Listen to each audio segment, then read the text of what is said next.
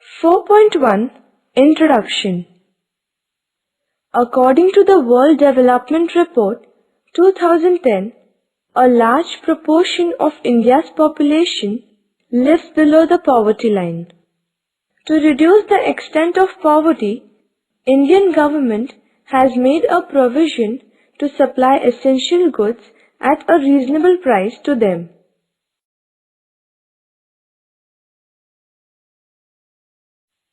4.2 Public Distribution System PDS. Meaning and explanation. It is a food security system launched by the Government of India. Through this system, food items like wheat, rice, sugar, etc., as well as non-food items like clothes, kerosene, etc., are distributed at subsidized rates among the needy people in India. Thus, many fair price shops are established in several states across the country. Both the central and state government share the responsibility of regulating the public distribution system.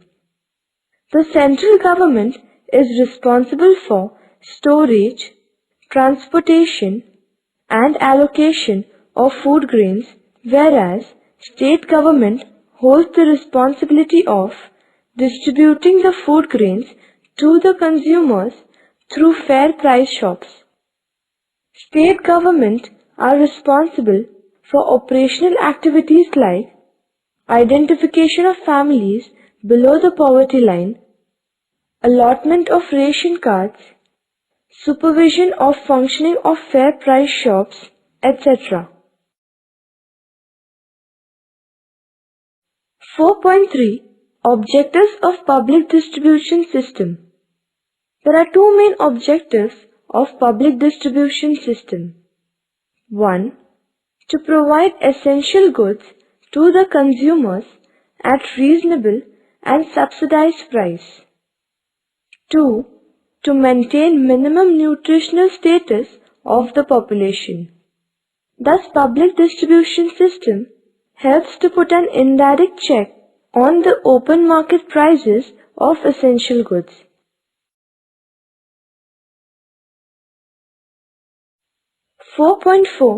Progress of public distribution system.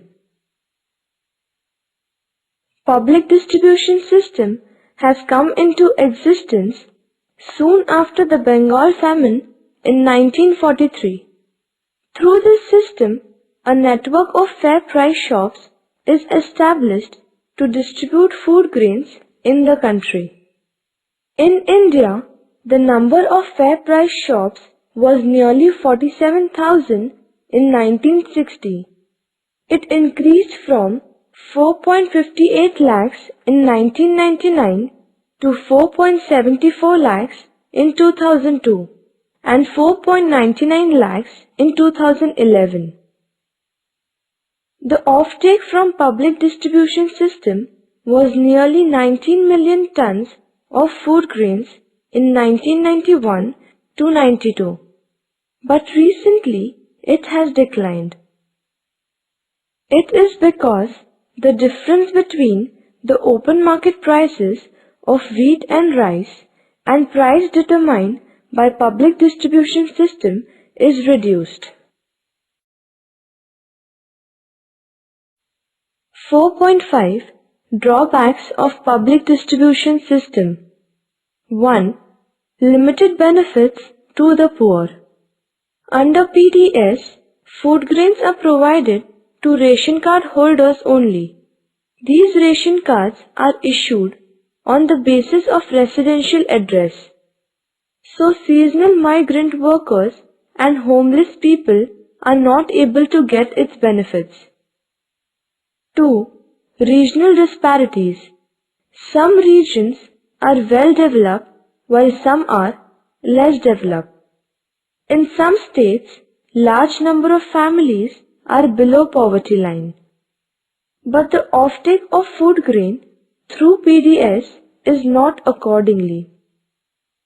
Due to this regional imbalance, most of the people are deprived from the benefits of PDS. 3. Urban bias. Nearly 75% fair price shops are in the rural areas, but the offtake of food grains through PDS is more in urban areas. The transport system in villages is not as efficient as in cities. Due to this, at times, food grains, kerosene, etc. are not available in most of the fair price shops in rural areas. 4. Inefficiency of Food Corporation of India. It is the duty of Food Corporation of India to supply food grains for distribution through fair price shops. But there are some inefficiencies. Excess stock of food grains is not stored properly. Therefore, it creates scarcity of food grains even after an increase in production. There is a pressing need to eliminate these drawbacks.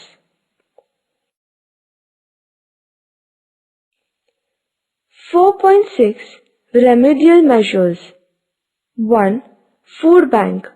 It is essential to establish food banks and to modernize godowns in every state, so that food grain can be properly stored. 2.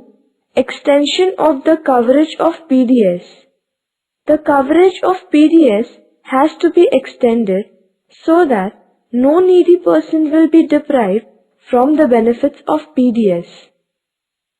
3. Restructuring of PDS. It is necessary to check various malpractices in PDS. Rationing officers must visit fair price shops frequently to know their problems. It is necessary to eliminate bogus ration cards by raids of flying squads. Cost of handling goods and transport cost has to be reduced. 4.7 Consumer protection. A person who uses or consumes goods and services is called as a consumer. A consumer is defined as a person who acquires goods and services for direct use or ownership. If the consumer acquires goods for resale, then he is not considered to be a consumer. The consumer derives satisfaction from consumption of goods and services, but sometimes they are not satisfied due to malpractices followed by the seller. A. Sale of adulterated goods. B. Sale of defective goods. C. Using false weights and measures. D. Hoarding and black marketing. E. Charging more than maximum retail price. F. Misleading advertisements. The consumers have to be protected from the loss caused on account of defective goods and unsatisfactory services. Consumer protection is a legal provision to ensure the rights of the consumer. Rights and duties of a consumer. In India, the Consumer Protection Act was passed in the year 1986 and it came into force from 1st July 1987. Food adulteration. It is a process by which substandard substances are added to food items by which its quantity increases but its quality decreases is called food adulteration. Some adulterants are visible like stones, leaves, soil, etc. Consumers can remove them, whereas some adulterants are invisible. For example, milk adulterated with water or chemicals, pulses adulterated by artificial colors, etc. They are very harmful as they cannot be removed easily. They may lead to serious health problems like cancer, paralysis, diseases of skin and eyes, or even death. Food adulteration adversely affects the health of the society. It is a serious social crime. Therefore, it is a moral responsibility of all of us to restrict food adulteration for healthy and strong India.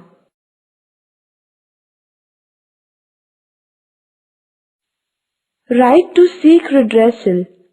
Consumers have the right to seek redressal of their grievances related to price and quality of goods and services. If required, the product must be repaired or replaced by the seller or manufacturer. The consumers' redressal agencies include the District Forum, the State Commission, and the National Commission. The Supreme Court is the final court of appeal and verdict. Right to consumer education. The consumers must know about the relevant laws to prevent unfair trade practices and to follow the procedure while making complaint. Right to clean environment. Everyone has the right to enjoy a pollution-free environment. If anybody creates pollution by means of garbage, air, water, noise, etc., a consumer has the right to lodge a complaint and to seek its redressal. Main objectives of Consumer Protection Act. 1. Providing better and all-round protection to consumers. 2. Making provisions for a simple and speedy machinery for redressal of consumers' grievances. It provides a statutory recognition to the following rights of consumers. Rights to safety. The consumer should be protected against goods and services which are hazardous to health. For example, protection from defective vehicles, inferior electrical appliances, harmful pesticides, etc. Right to be informed. The consumer must be provided with accurate information about quality, purity, price, quantity, and the standard of goods and services. Right to choose. Consumers have the right to make a choice from variety of goods and services as per their purchasing power and preferences. Right to be heard. Consumers have the right to be heard by manufacturers and dealers about their opinions on production. Duties of a consumer. Be quality conscious and aware of rights to restrict business malpractices. Beware of misleading advertisements. Insist the seller to give a bill, receipt, and guarantee card. Compare the quality, price, durability, after-sales services, etc. of the product. Carefully inspect variety of goods and make the best choice. In India, 24 December is the National Consumers Day, while 15th March is World Consumers Day. Lok Adalat is an effective source of rapid redressal in our country. Consumers' protection is a social responsibility. So various consumer organizations are actively functioning worldwide. Targeted Public Distribution System.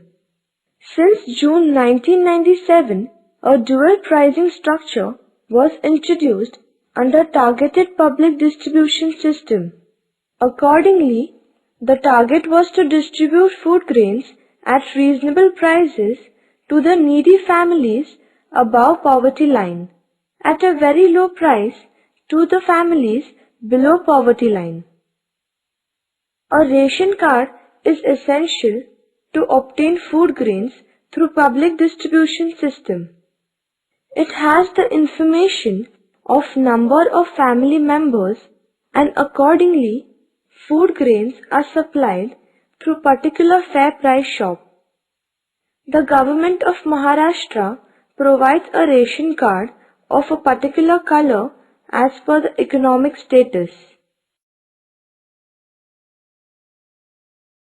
Generally, white ration card is given to those families whose annual income is more than rupees 1 lakh. They are excluded from the benefits of public distribution system due to high economic status.